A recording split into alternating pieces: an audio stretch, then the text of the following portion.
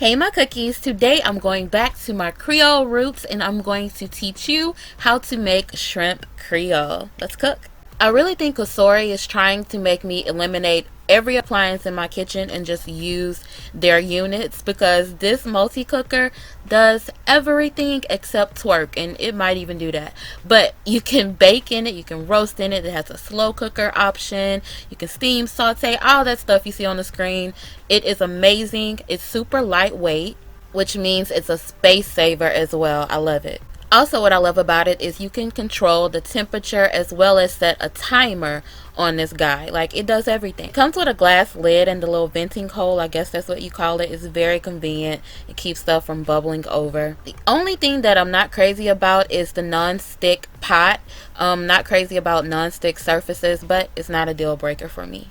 It also comes with a roasting rack, and I have to put some chicken on there or something.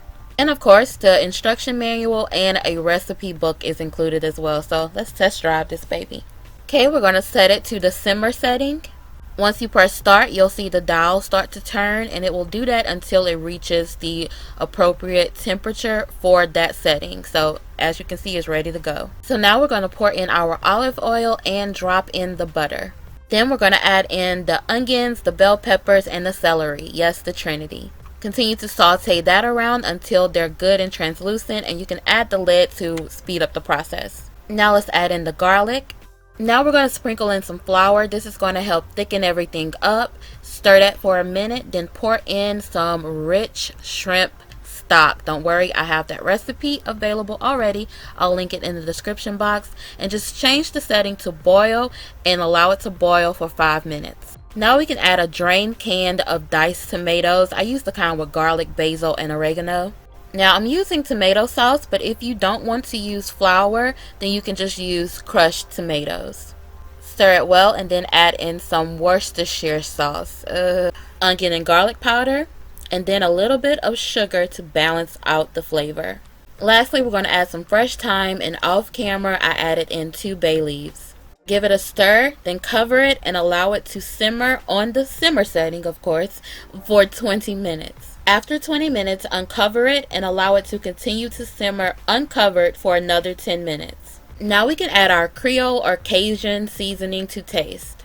The star of the show are these beautiful, fresh 21 to 30 count shrimp from the Louisiana Gulf, baby. And I have 3 pounds. And my cookies know I had to give them a little toss in about a teaspoon of this stuff. Now remove the bay leaves.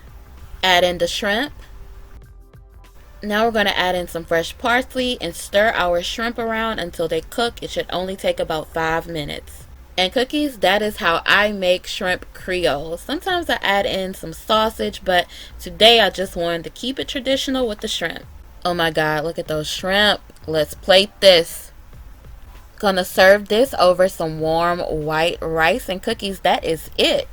The recipe link will be down there in the description box, along with the link to this Cosori multi-cooker we used today. Special thanks to Cosori for sending us this unit to review and demo. We love it.